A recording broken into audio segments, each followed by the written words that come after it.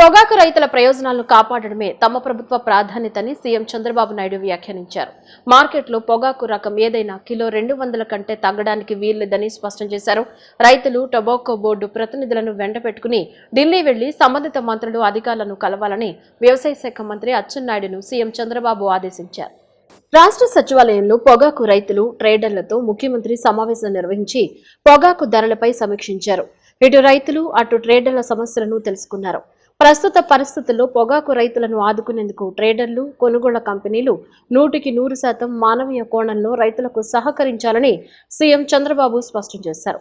పొగాకు వేలం కేంద్రాల్లో నో బిడ్, లో బిడ్ అనే మాటలకు తావుండకూడదన్నారు. రైతులకు మార్కెట్కు తెచ్చిన పొగాకు బేళ్లను వెనక్కి పంపే పరిస్థితులు అస్సలు ఉండకూడదని చెప్పారు. మార్కెట్లోకి వచ్చిన పొగాకును కంపెనీలు కొనుగోలు చేయాల్సిందేనని తేల్చి చెప్పారు. దీనికి అనుగుణంగా అన్ని పొగాకు వేలం ప్లాట్ఫారంలను పూర్తి స్థాయిలో ప్రారంభించాలని ఆదేశించారు.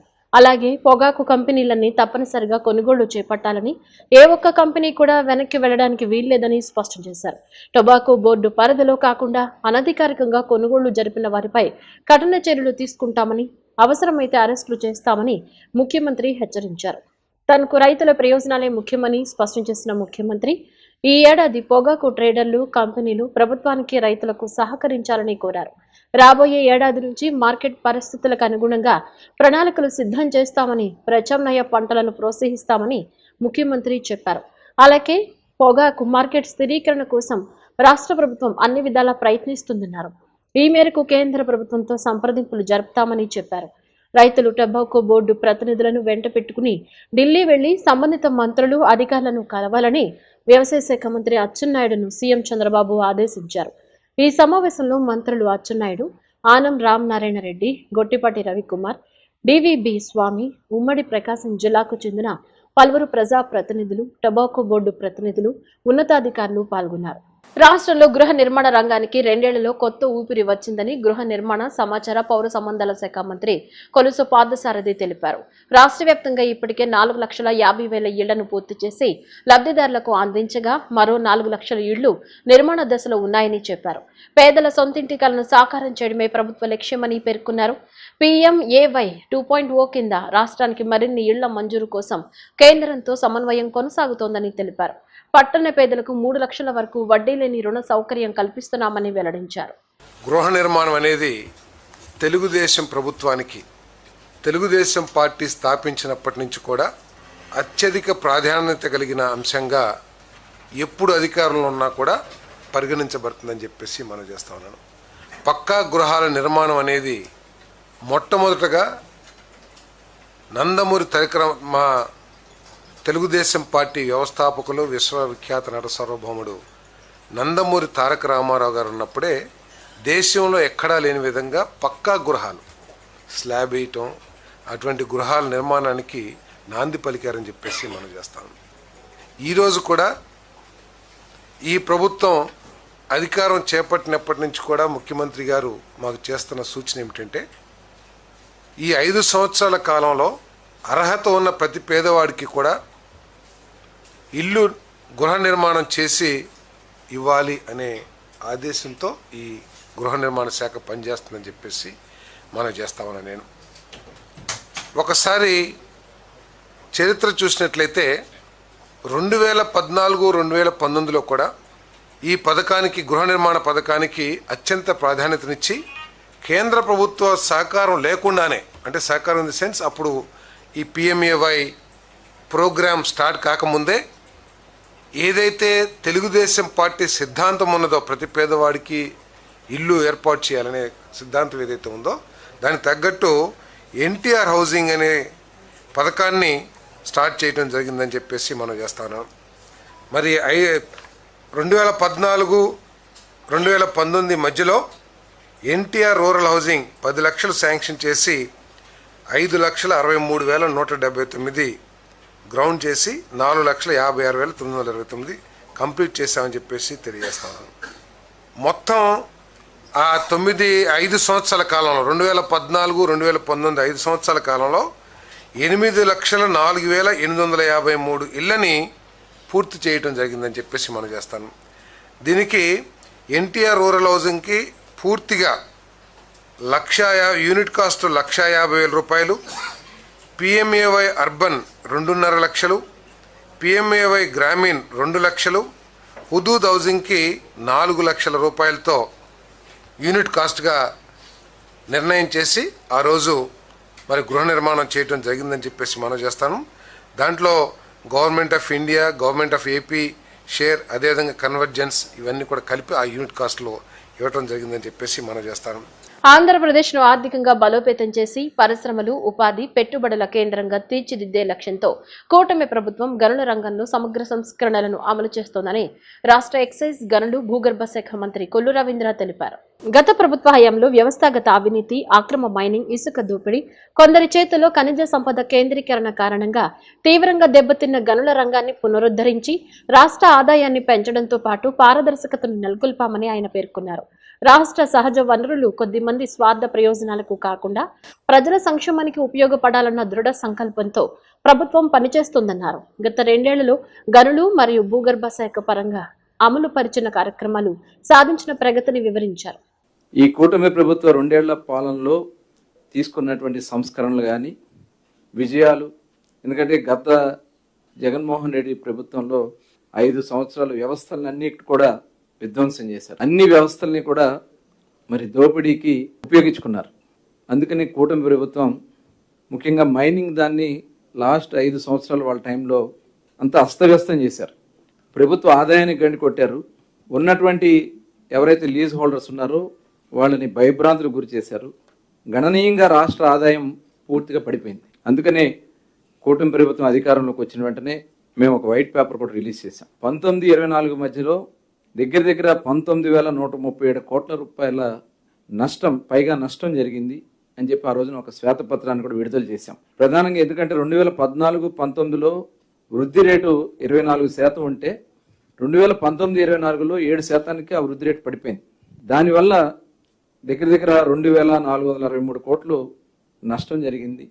ఇవన్నీ కూడా ఆ ఆదాయంలో ఒక సంవత్సరంలోనే 18-19లోనే ఇలా చూసుకున్నట్టయితే మొత్తం 5 సంవత్సరాల్లో 19,137 కోట్లు మనకి రాష్ట్రం ఆదాయం కోల్పోయింది. ప్రధానంగా వాళ్ళు కొన్ని వ్యవస్థలను వాళ్ళ చేతిలో తెచ్చుకోవడానికి చేసినటువంటి దాంట్లో ఇసుక కూడా ఒక పాత్ర ఉంది. శాండ్లో కూడా విపరీతంగా దోపిడీ చేసినటువంటి సందర్భాలు ఉన్నాయి. ముఖ్యంగా అప్లికేషన్ సిస్టమ్ని, ఎందుకంటే కొన్ని సిస్టంలో కూడా మార్పులు తీసుకొచ్చారు. అప్లికేషన్ సిస్టమ్ ఉంటే దాన్ని ఒక్కసారిగా తీసేయటం వల్ల 6,000 పైగా మైరన్ మినరల్ లీజులన్నీ కూడా దరఖాస్తుదారులను మొత్తం కూడా క్యాన్సిల్ చేశారు. చేసి ఆక్షన్ సిస్టమ్ తీసుకొచ్చారు. ఈ ఆక్షన్ సిస్టమ్ తీసుకురావడం వల్ల మరి చాలామంది అప్లై చేసుకుంటా కూడా భయపడే పరిస్థితి తీసుకొచ్చారు. ఈ ఆక్షన్ సిస్టంలో కొత్తగా ఎవరైనా ఎక్స్ప్లోర్ చేసుకున్నా, ఎవరైనా అక్కడ ఐడెంటిఫై చేసుకున్నా వాళ్ళకి వస్తుందో రాదో అనే భయంతో అది అలా కనీసం అప్లికేషన్ కూడా వేయకుండా వాళ్ళు ఈ ఆక్షన్ సిస్టంలో పాల్గొకుండా డ్రాప్ అవడం జరిగింది. దానివల్ల గణనీయంగా రాష్ట్ర ప్రభుత్వ ఆదాయం కూడా పడిపోయింది. అందుకనే మైనర్ మినరల్ పాలసీ తీసుకొచ్చాం. ఏపీ మైనర్ మినరల్ పాలసీలో ఏదైతే సీనరైజర్ ఫీజెస్ అదనంగా వాళ్ళు వసూలు చేశారు, కన్సిడరేషన్ ఫీజు అని, సీనరైజ్ ఫీజు అని, వీటిని అన్నిటిని కూడా 50% నుంచి 100% తగ్గించాం. దానివల్ల తగ్గింది. రాష్ట్రంలో పోలీస్ స్టేషన్లకు వెళ్లాలంటే ప్రజలు భయపడే పరిస్థితి నెలకొందని మాజీ ముఖ్యమంత్రి వైఎస్ జగన్మోహన్ రెడ్డి ఆరోపించారు.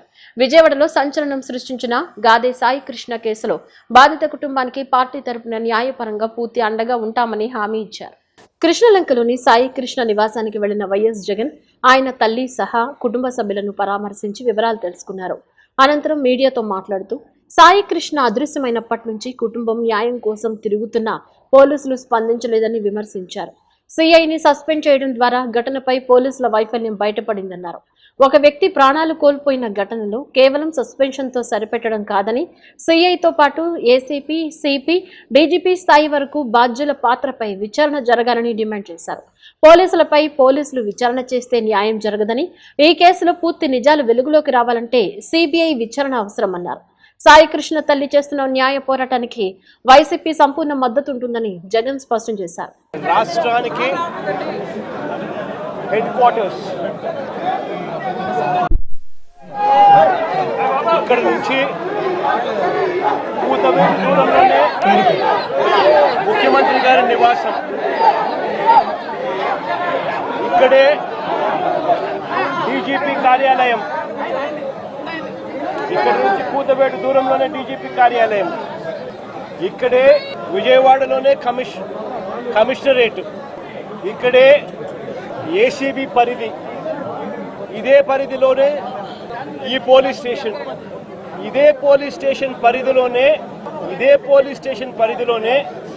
ఈ తల్లి నా ముందరనే, నా పక్కనే ఉన్న ఈ తల్లి ఎంత దారుణంగా ఈ ఘటన జరిగింది అని చెబుతూ రోధిస్తా ఉన్న దృశ్యం. ఈరోజు నేను ప్రతి ఒక్కరిని కూడా ఒకటే ఆలోచన చేయమని అడుగుతా ఉన్నా. కొంతమంది చంద్రబాబు నాయుడు గారు దగ్గరుండి ప్రోత్సహిస్తా ఉన్న కొంతమంది పోలీసుల వ్యవస్థలతో ఈ కొంతమంది చేసే ఈ కార్యక్రమాల వల్ల మొత్తానికి ఈ రాష్ట్రంలో పోలీస్ స్టేషన్ల ఏదైనా అన్యాయం జరిగితే పోవడానికి కూడా ఎవరైనా కూడా భయపడే పరిస్థితిలోకి ఈరోజు ఈ రాష్ట్రంలో పరిపాలన సాగుతా ఉంది. నేను అడుగుతా ఉన్నది ఒకటే, ఇదే పోలీస్ స్టేషన్ పరిధిలోనే, ఇదే పోలీస్ స్టేషన్ వేదికగా ఈ పోలీస్ స్టేషన్ పరిధిలో ఉన్న ఏసీబీ కార్యాలయం, పోలీస్ స్టేషన్ పరిధిలోనే కమిషనరేట్ కార్యాలయం, అంటే సిపి, ఏసీపీ, పోలీస్ స్టేషన్లో ఉన్న సిఐ అందరూ కూడబలుక్కొని డీజీపీ సైతం దీంట్లో ఇన్వాల్వ్ అయి ఒకరినొకరు ఏ రకంగా ప్రొటెక్ట్ చేసుకుంటా వస్తూ ఉన్నారు, ఒకరినొకరు ఏ రకంగా వెనకేసుకొని వస్తూ ఉన్నారు అని చెప్పడానికి మే మాసంలోనే ఒక ఘటన కాదు, సాయిది ఒక ఘటన అయితే రెండో ఘటన క్రాంతి కుమార్ అనే పిల్లాడిది, రెండో ఘటన సూసైడ్. ఈ సూసైడ్ ఒకసారి వినండి, చూడండి. ఈ క్రాంతి కుమార్ అనే అబ్బాయి ఆత్మహత్య చేసుకున్నాడు. ఫలాని సిఐ, ఫలాని పోలీస్ స్టేషన్ పరిధి రోజు నన్ను కొడతా ఉన్నాడు, నేను తట్టుకోలేకపోతా ఉన్నాను, నా చావుకు కారణం తానే అని చెబుతూ మరణ వాంగ్మూలం ఇస్తూ తాను ఆత్మహత్య చేసుకున్న పరిస్థితి. అది మే మాసంలోనే మే 9వ తారీఖున సాయి ఘటన కూడా జరిగింది. మే 9వ తారీఖు నుంచి ఈ తల్లి తన కొడుకుకు జరుగుతా ఉన్న అన్యాయమైన పరిస్థితిని చూడలేక తల్లిని పోలీస్ స్టేషన్లోకి పిలిచి మీ కొడుకు ఫోటోకు దండేసుకో అని చెప్పి ఏకంగా సిఐ మాట్లాడుతూ తల్లిని హేళనగా మాట్లాడమే కాకుండా చివరకు తన సాయి అనే ఆ పిల్లాడి చావుకు కూడా కారణమయ్యే పరిస్థితి లేకపోతే ఆ రోజు నుంచి 9వ తారీఖు నుంచి ఆ తల్లి ప్రతిరోజు సమాచారం అందే కొద్దీ ఆ సెల్లులో జరుగుతూ ఉన్న విషయాల మీద తనకు మిగతా వాళ్ళు సమాచారం తనకి ఇచ్చే కొద్దీ తన కొడుకు ఏదో జరుగుతూ ఉంది, పోలీసులు తీసుకొచ్చారు, ఆ స్టేషన్లో తనను పెట్టారు, తనను కొడతా ఉన్నారు, చిత్రహింసలు పెడతా ఉన్నారు అని చెప్పి తనకు అర్థమయ్యి అదే పోలీస్ స్టేషన్ పరిధిలోకి ఒకసారి కాదు, 2 సార్లు కాదు, 3 సార్లు కాదు, 4 సార్లు కాదు, ప్రతిరోజు ఆ తల్లి అక్కడికి వెళ్ళి నా కొడుకును నాకు చూపించండి అయ్యా అని చెప్పి బాధపడతా ఉన్న పరిస్థితులు మన కళ్ళ ఎదుటే కనిపిస్తూ ఉంది. ఇది జరిగిన ఘటనను చూసుకొని ఈ తల్లితో పాటు ఆ అబ్బాయి చిన్నమ్మనేమో లాయరు దుర్గమ్మ, ఆ లాయరు వాళ్ళిద్దరూ డీజీపీ ఆఫీస్కు వెళ్ళి ఆ దుర్గమ్మ లాయర్ డీజీపీ ఆఫీస్కు వెళ్ళి రాతపూర్వకంగా ఇది జరుగుతూ ఉంది అని చెప్పి ఏకంగా కంప్లైంట్ ఇవ్వడం జరిగింది. కంప్లైంట్ ఇస్తే ఆ కంప్లైంట్ ఏమైంది, చివరికి చెత్తబుట్టలెక్కి డీజీపీకి కంప్లైంట్ ఇవ్వడం, డీజీపీ సిపికి పంపించడం, సిపి యాక్షన్ తీసుకోవాల్సింది పోగా సిపి ఏం చేస్తూ ఉన్నారు, తల్లి దగ్గరికి మిగతా వాళ్ళని పంపించి బేరం పెట్టించే కార్యక్రమం చేస్తూ ఉన్నారు. ఖచ్చితంగా ఏదో జరిగింది, నా కొడుకు ఏదో జరిగింది అని చెప్పి ఆ తల్లికి పూర్తిగా అర్థమై జూన్ 2వ తారీఖున హైకోర్టులో హీబియస్ కార్పస్ పిటిషన్ వేసి నా కొడుకును వీళ్ళు హత్య చేసినారు, నా కొడుకు కనిపించడం లేదు, నా కొడుకును దయచేసి నాకు చూపించండి అని చెప్పి తల్లి ఆవేదనతో పిటిషన్ వేసినారు. కోర్టు ఇంటర్వ్యూన్ అయ్యి హీబియస్ కార్పస్ మీద స్పందించే కార్యక్రమం చేస్తే ఆ తర్వాత మనలాంటి వాళ్ళు అందరూ కూడా జరుగుతూ ఉన్న అన్యాయాన్ని చూడలేక అందరూ కూడా ఆ తల్లికి సపోర్టుగా నిలబడితే అప్పుడు గత్యంతరం లేక ఈరోజు సిఐని సస్పెండ్ చేశారు. నేను అడుగుతా ఉన్నా, సిఐని ఎందుకు సస్పెండ్ చేశారని చెప్పి. చెప్పగలరా సిఐని ఎందుకు సస్పెండ్ చేశారని? సిఐని సస్పెండ్ ఎందుకు చేశారు? చంపేశాడనే కదా, మీరు దానికి ఒప్పుకున్నారు కాబట్టే కదా ఈరోజు సిఐని సస్పెన్షన్ జరిగింది. అదృశ్యమైన సాయి కృష్ణ కేసులో కీలక మలుపు చోటు చేసుకుంది. సాయి కృష్ణ తల్లి విజయలక్ష్మి ఇచ్చిన ఫిర్యాదు ఆధారంగా కృష్ణలంక సిఐ నాగరాజుపై పోలీసులు హత్యాయత్నం కేసు నమోదు చేశారు. ఈ కేసు దర్యాప్తు వేగవంతం చేయడానికి నియమితులైన దర్యాప్తు అధికారి నరసింహ కిషోర్ నేడు విజయవాడకు చేరుకోనున్నారు. సాయి కృష్ణ అదృశ్య ఘటనకు సంబంధించిన అన్ని అంశాలను సమగ్రంగా పరిశీలించనున్న దర్యాప్తు అధికారి ముందుగా రాష్ట్ర డీజీపీతో పాటు విజయవాడ పోలీస్ కమిషనర్ కలవనున్నారు. అనంతరం కేసుకు సంబంధించిన వివరాలు సేకరించేందుకు కృష్ణలంక పోలీస్ స్టేషన్ సందర్శించనున్నారు. మాజీ మంత్రి కొడాలి నానిపై ప్రాసిక్యూషన్ కు రాష్ట్ర ప్రభుత్వం అనుమతి ఇచ్చింది. 2021 పంచాయతీ ఎన్నికల సందర్భంగా అప్పటి ప్రతిపక్ష నేత ప్రస్తుత సీఎం నారా చంద్రబాబు నాయుడు, అప్పటి రాష్ట్ర ఎన్నికల కమిషనర్ నిమ్మగడ్డ రమేష్ కుమార్ పై కొడాలి నాని చేసిన వ్యాఖ్యలపై నమోదైన కేసులో విచారణ ముందుకు సాగనుంది. పంచాయతీ ఎన్నికల సమయంలో కొడాలి నాని చేసిన వ్యాఖ్యలు ఎన్నికల ప్రవర్తన నియమావళిని ఉల్లంఘించే విధంగా ఉన్నాయని రాష్ట్ర ఎన్నికల సంఘం అభిప్రాయపడింది. ఈ మేరకు ఆయనపై చట్టపరమైన చర్యలు తీసుకోవాలని రాష్ట్ర ఎన్నికల సంఘం సంయుక్త కార్యదర్శి అప్పట్లో కృష్ణా జిల్లా ఎస్పీకి నివేదిక పంపించారు. ఆ నివేదిక పరంగా 2021లోనే స్థానిక న్యాయస్థానం అనుమతి తీసుకున్న పోలీసులు కేసు నమోదు చేశారు. అయితే ఆ సమయంలో కొడాలి నాని రాష్ట్ర మంత్రిగా కొనసాగుతుండటంతో ఆయనపై కేసు విచారణ చేపట్టాలంటే ప్రభుత్వ అనుమతి తప్పనిసరిగా అవసరమైంది. దీంతో కేసు తదుపరి ప్రక్రియ పెండింగ్ లో ఉండిపోయింది. తాజాగా కృష్ణా జిల్లా కలెక్టర్ పంపిన నివేదికను పరిశీలించిన రాష్ట్ర హోంశాఖ ప్రాసిక్యూషన్ కు అనుమతి మంజూరు చేసింది.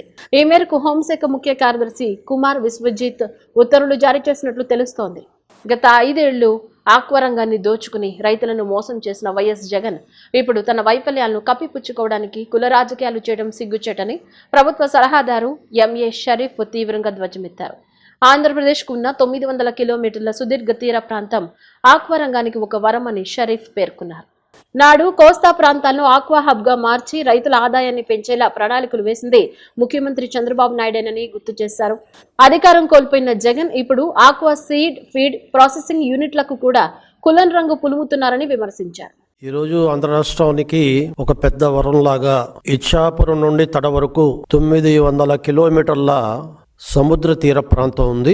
సముద్ర తీర ప్రాంతం ఉండటం మూలంగా మరి ముఖ్యంగా ఆక్వా రంగానికి అభివృద్ధి చేయడానికి ఎక్కువ అవకాశాలు ఉండటం, గతంలో ధాన్యాగారాలుగా పేరుగాంచిన కోస్తా తీర ప్రాంతాలని ఆక్వా రంగంలో వారిని ప్రవేశింపజేసి ఆక్వా రంగం ద్వారా వాళ్ళ భూముల్లో చేపలు రొయ్యలు పెంచుకునే రకంగా వారు సంపాదనని పెంచుకునే రకంగా ఆ ప్రాంతం సుభిష్టం కావాలని కలలుగన్న వారిలో నారా చంద్రబాబు నాయుడు గారు ఒకరు. 1994 తర్వాత 95లో ముఖ్యమంత్రి అయిన నాటి నుండి ఆనాడు 14 సంవత్సరాలు, ఇప్పుడు 2 సంవత్సరాలుగా మరి కోస్తా తీర ప్రాంతం ఆక్వా రంగంలో అభివృద్ధి చెందాలని తదనుగుణంగా వారికి ప్రోత్సాహకాలు ఇస్తూ వారి సంపదని పెంచే రకంగా వారి ఆదాయాన్ని పెంచే రకంగా ఈనాడు ఈ ప్రభుత్వం, కూటమి ప్రభుత్వం చిత్తశుద్ధితో మరి పరిపాలన సాగిస్తుంది. అయితే ఈనాడు అధికారం కోల్పోయిన జగన్మోహన్ రెడ్డి గారు అన్ని విషయాలని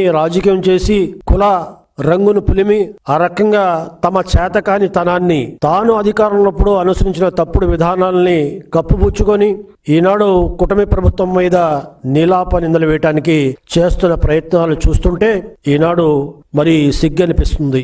ఏవైతే ఆక్వా ఫీడు అదే రకంగా సీడు ప్రాసెసింగ్ యూనిట్లు ఏవైతే ఉన్నాయో రాష్ట్రంలో వాటికి కుల రంగు పులుముతున్నారు.